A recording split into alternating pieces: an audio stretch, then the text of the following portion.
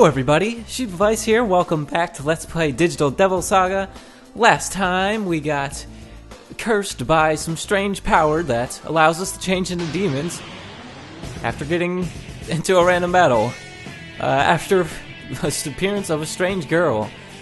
This time we are trying to track down Harley, the leader of the Vanguards, so that we may get some information from him. Hopefully he'll know something about that girl, but now that we've fought that required battle with those two ghouls, we can now run into random battles around here. So our first enemy that we run into is Alp. Now Alp has no weaknesses, is strong against electricity and earth, and has the attacks Dia, Terra, and Dream Haze. So Dia, actually Argela has that skill, but I didn't talk about it the first battle. That's our basic healing spell of the game. Terra, that's Earth spell, and Dream Haze, that will induce sleep. If I get put to sleep, I'll talk more about it, but for now, I'll ignore that. Since she's not weak to anything, we'll just have to use... Actually, we could probably just use normal attacks, that'll work out fine. Or not. Yeah, she has 35 health, so I guess we don't have enough strength to take her out just by normal auto attack yet. Oh well, soon. Alright, Heat and Argela have gained a level. Alright, so as I mentioned last episode, we only get to assign skill points to just Surf. Heat and Argela, as well as any other party members we get throughout the course of the game, will automatically have their stats increased for them. Now, the order they are increased is the same all the time, I believe. Yep, that's what it looks like. So Heat gets Strength, Vitality, and Luck on level 2. Oh, and you got a bonus. Bonus is random. Oh, okay. So that's another effect of the bonus. Last time we got our HP and MP recovered from a bonus, but we can also get stat increases from bonus. That's very nice. Again, it's all random, so... oh well, not any way of controlling that. I guess you could save and reset until you get a bonus that you like, but I don't think that's really worth it. Go through all the trouble. Alright, so this is the room we last made it to. Now we can move on further in this dungeon.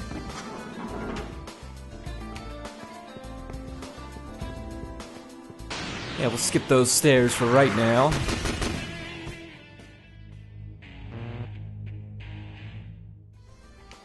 Alright, let's just head on this room.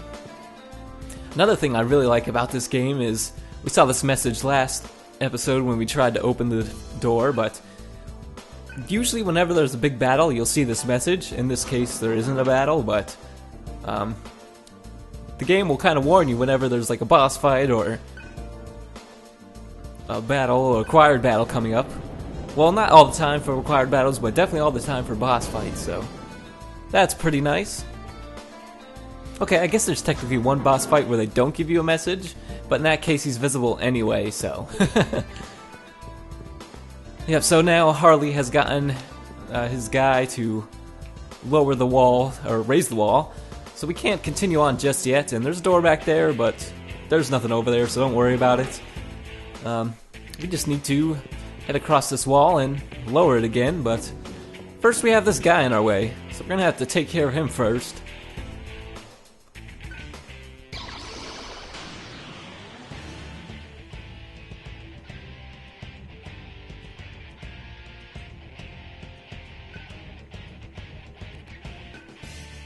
Yes, this is going to demonstrate weaknesses to us. Now, in order to survive throughout this game, you're going to want to exploit enemy weaknesses while preventing your own. So Cockatrice here, he's weak to gun and ice type damage, and he resists force and nullifies death, but we don't have to worry about that. So, since we have ice magic here with Surf, we can go ahead and use that to him, or on him. And that goes ahead, or I guess that targets his weakness. Yeah, there we go. That's what I was trying to say. And as you can see there, we also have a flashing icon for targeting weakness.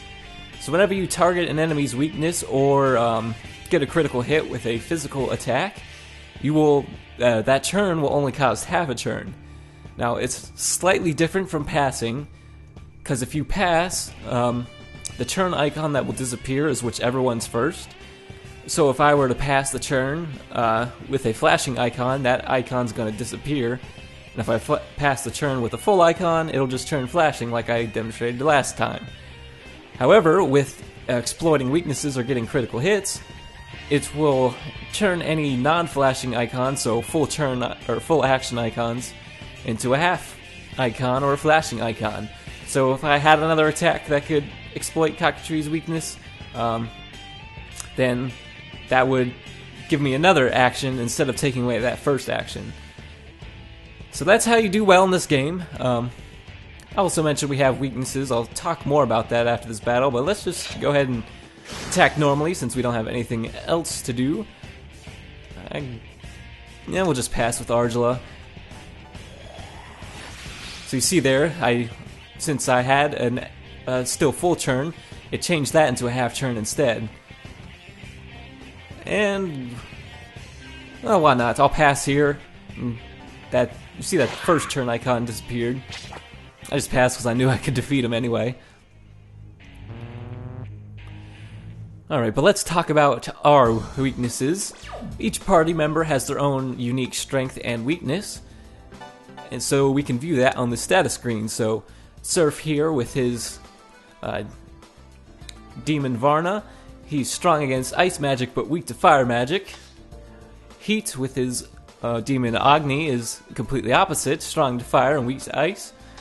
And Argilla here with Prithvi, I don't know. There's going to be a lot of names in this game that I can't pronounce, so I'm sorry in advance. She's strong against earth and weak to force. So we haven't run into fire, earth, or force, so we'll have to keep an eye out for that later. And I guess there's something else I could talk about, the origin of the characters' names.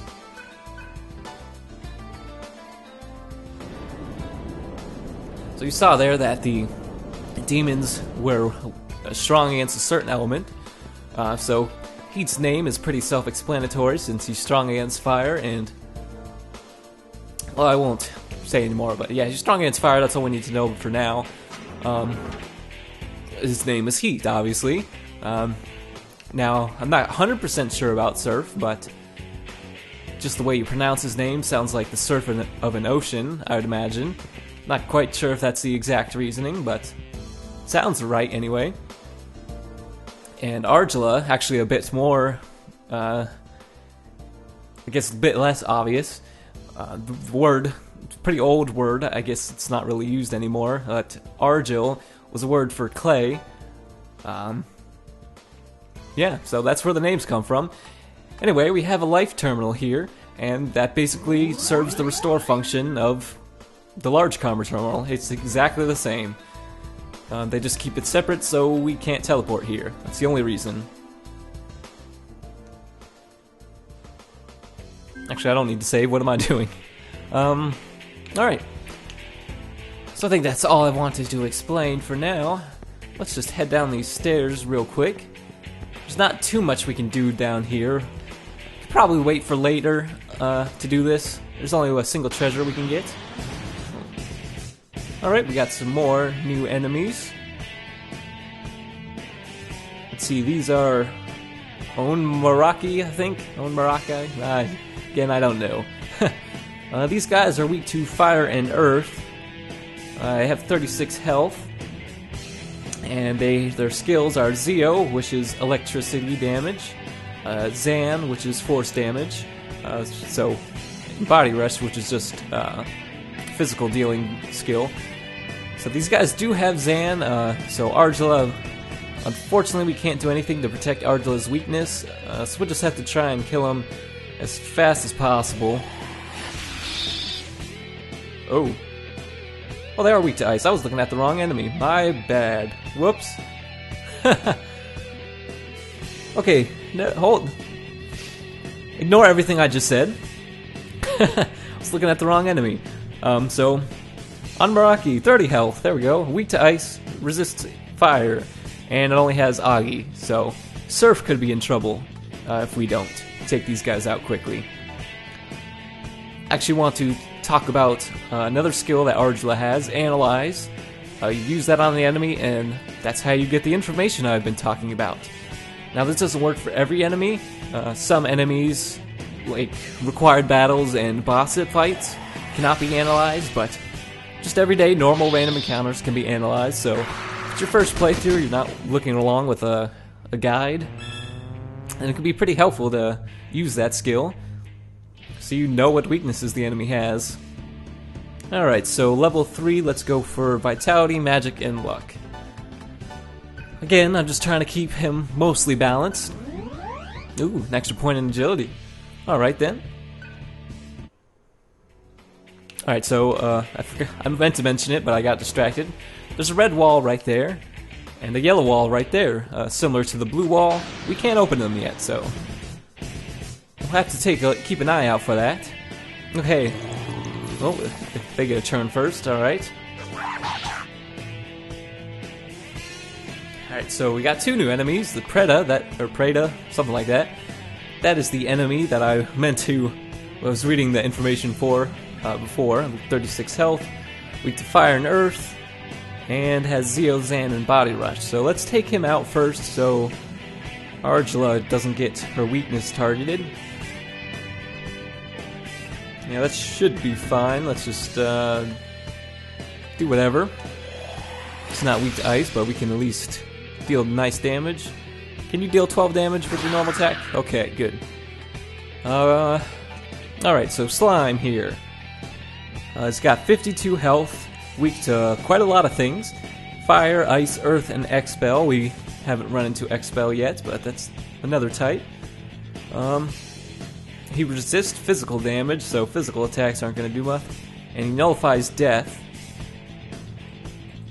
As far as skills go, he has just Needle Rush, which we saw him use. It's just a multi-hitting damage attack. It'll deal... I don't know the exact number of hits it deals, but it'll deal a random number of hits to a single target. So let's just use Bufu on him.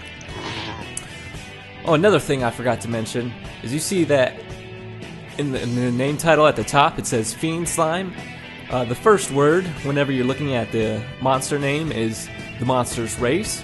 That really means nothing in this game. It's just stuff left over from Nocturne when the race of a demon was used for demon fusion. But, well, we don't recruit demons in this game, so we don't have to worry about that. There are a couple of races that are story significant, but we won't know they're story significant until the second game, so for the most part, the race is just for extra flavor text in this game. Alright. Ooh. I feel like I'm forgetting to explain something, but I can't quite remember.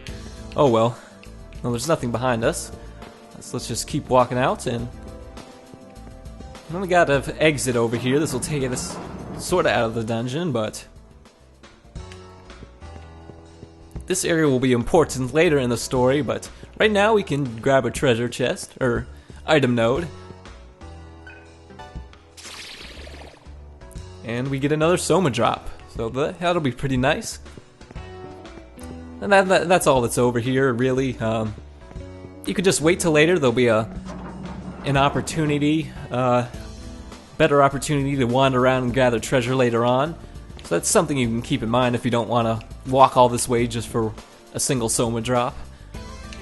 Because we're definitely not going to use it right now with less than 100 health.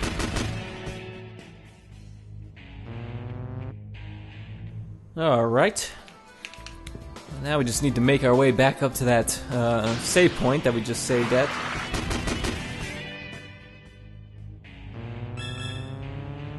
Okay, level 4. Let's see what I want. Vitality, Magic, and Luck. Alright. Bonus. Ooh, another point in Agility. Jeez. That's 2 points in a row. Holy cow. I'll take it. Alright. That's quite fortunate.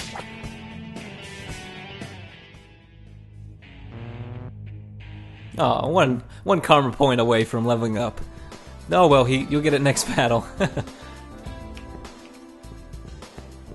Alright, so I'll go ahead and restore up again real quick, and we can go ahead and move on.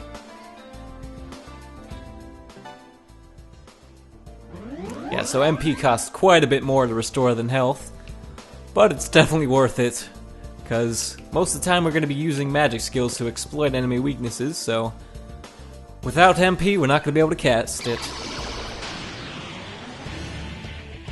Alright, so we got another required fight here, Battle with Impuzas. And this is going to talk about guarding our own weaknesses. So these Impuzas, they know ice magic, and since heat is weak to ice, well, that's not good for him. So they are weak to fire and they're strong against ice, but we can't target their weakness just yet. Their attacks, Bufu, Ma Bufu, which is a multi-targeting Bufu spell, will hit all our party members instead of one. And they also have Makanda, but I've never seen them use it. Basically, that's I think that's the one I'm thinking of. That will lower. That's a debuff spell, if I remember correctly. I'm pretty sure that's the one I'm thinking of, Makanda. It's a debuff spell that'll lower our magic damage, but don't really have to worry about that all too much. Ooh, poison, alright. Poison is pretty standard. Take a certain percentage of damage every time the enemy takes an action, that is.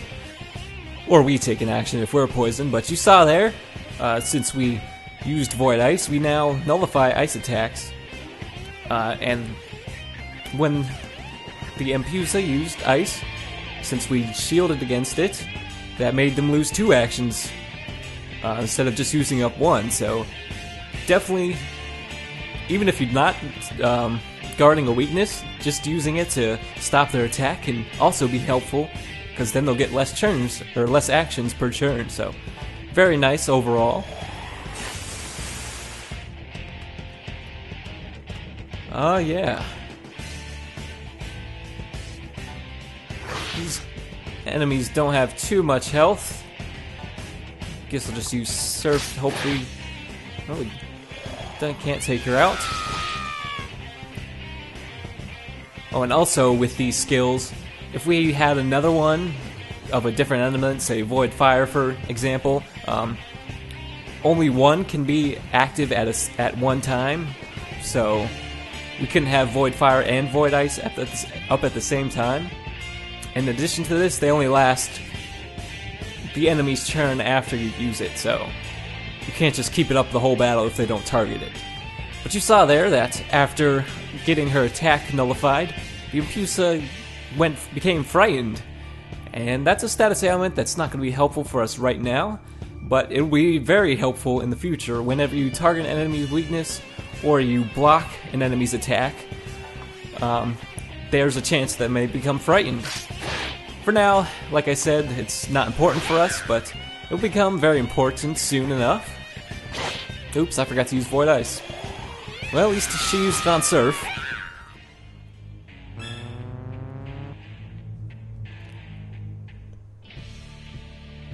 Okay.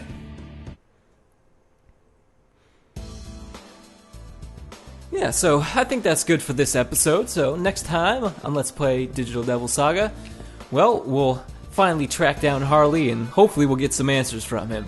So I'll see you next time.